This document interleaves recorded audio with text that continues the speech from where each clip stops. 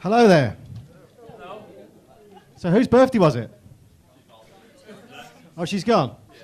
Fuck that bitch. I was going to ask her age and everything, but apparently you can't ask women their age, can you? They always say, oh, you should never ask a lady her age. And ironically, I always think, fucking grow up. Now, it's lovely to be here. I love coming back to Liverpool. It's lovely. Because, I mean, one thing I've discovered is that you people are quite, and I mean this nice possible way, fucking mental. I was here just before Christmas and I went to John Lewis and they were playing this version of Silent Night I hadn't heard before. And it's one of the versions where the guy was proper singing it like, Silent Night, Holy Night. And the guy folding up the shirts just looked up and went, it sounds like he wants to fuck Christmas. And then in the hotel, I ordered a full English breakfast with scrambled eggs. And it turned up and it had a fried egg. I said, sorry to bother you, mate, but I wanted scrambled egg. He went, no problem. And then he took a fork off the next table and then just mashed up the fucking egg in front of me. You're very welcome, mates, laters. And he's so pleased with himself, I couldn't complain. He walked away from my table thinking, I've got this customer service shit fucking nailed, mate.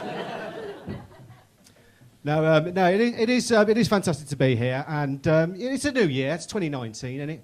And I'm trying to keep away from the cooked breakfasts and stuff, if I'm honest, because I want to lose a bit of weight, and it's hard, you know. And it's hard because I'm fucking lazy, if I'm honest.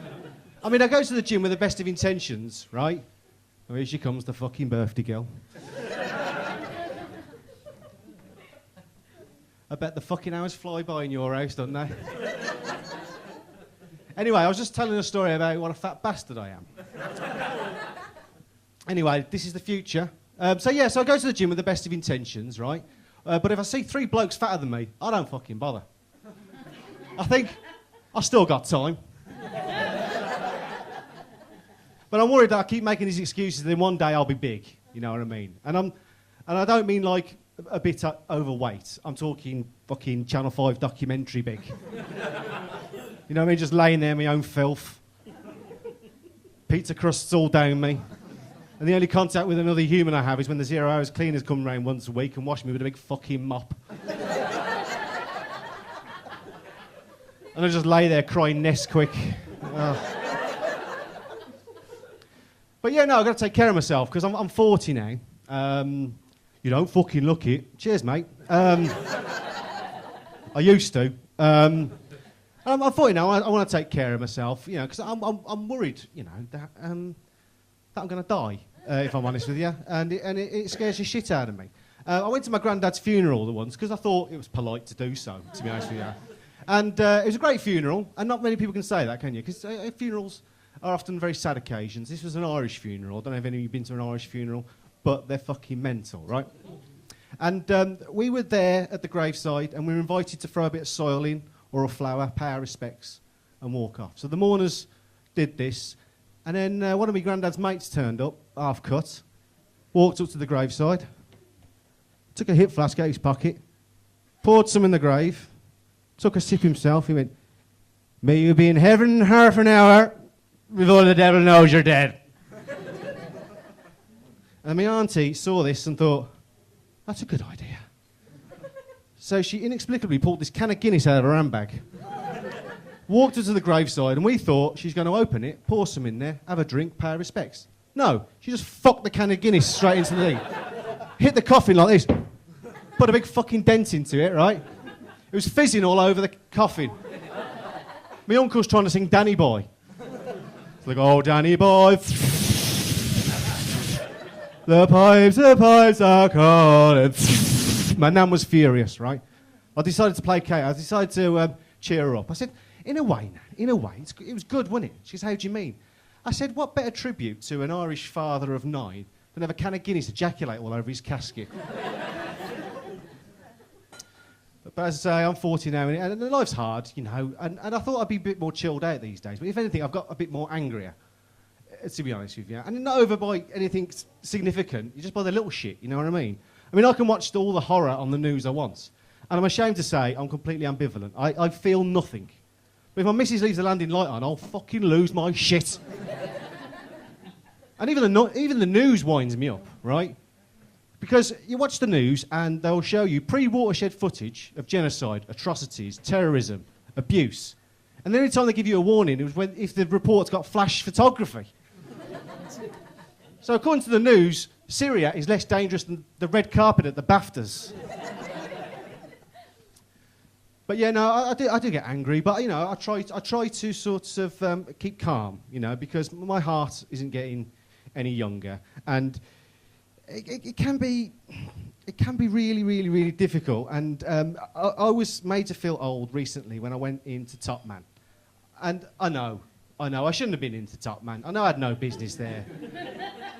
I walked in there, they all looked at me, you know, like they looked at me like they look at Gary Barlow when he goes to the Mobile Awards. You know what I mean? Like, what the fuck's he doing here? And I decided to get a shirt for work, but I couldn't see anything suitable, right? The only thing I got was a gift voucher for my nephew, because the clothes I got in there are more suited to someone like him than they are me. I mean, to be honest, he's a 14-year-old malnourished, colourblind homosexual, so that's probably got something to do with it. But I should have realised it was a mistake, because the last time I went in there was 2006, which in my head didn't seem to be that long ago. Right, but to put it in perspective, in the same year, Harry Styles from One Direction was just 10 years of age.